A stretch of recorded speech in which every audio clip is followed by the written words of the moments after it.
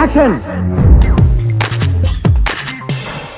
Nude సీన్స్తో పచ్చిదిర్ సినిమాలో నటించి వార్తలో నిలిచిన హీరోయిన్ రాధిక ఆప్టే హాట్ టాపిక్గా మారిన సంగతి అందరికీ తెలిసిందే. తాజాగా మరొకసారి ఓ కొత్త టాపిక్ను బయటపెట్టేసింది.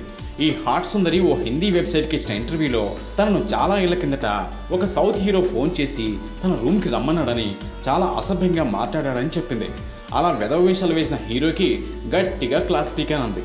ఆ హీరో తర్వాత గొడవ పడతాడని అనుకున్నా, కానీ అలాంటిది ఏమీ జరగలేదండి. మళ్ళీ ఈ మధ్య కూడా ఓ సినిమాలో అటువంటి సంఘటన ఎదురైంది. ఓ హిందీ సినిమా ప్రాజెక్టు ఓకే అవ్వాలంటే ఆ సినిమాలో బడా వ్యక్తితో ఒక రాత్రి గడపాలని చెప్పారట. ఆ ఆఫర్ను కూడా రాధిక వదులుకున్నానని చెప్పింది. అయితే ఇంతకీ రాధికను గదిలో పడక సుఖాన్ని కోరుకున్న సౌత్ హీరో ఎవరు అనేది ఆసక్తికరంగా మారింది. సౌత్లో తెలుగు, తమిళ, మలయాళ భాషలో చేస్తుంది. ఇక తమిళ్లో ఆలిజాల్ రాజా, వెట్రి సెల్వన్, కవాలి సినిమాలో నటించింది. ఇక మలయాళంలో హరామ్ అనే మూవీలో నటించింది. రక్త చరిత్రలో వివేక్ ఒబెరాయ్, ధోనిలో ప్రకాష్ రాజ్, లెజెండ్ లైన్లతో బాలకృష్ణ హీరోలుగా నటించింది. ఈ సినిమాలో హీరోలు ఎవరైనా అలా ప్రవర్తించారా అని సినీ అభిమానులు ఆలోచనలో పడ్డారు.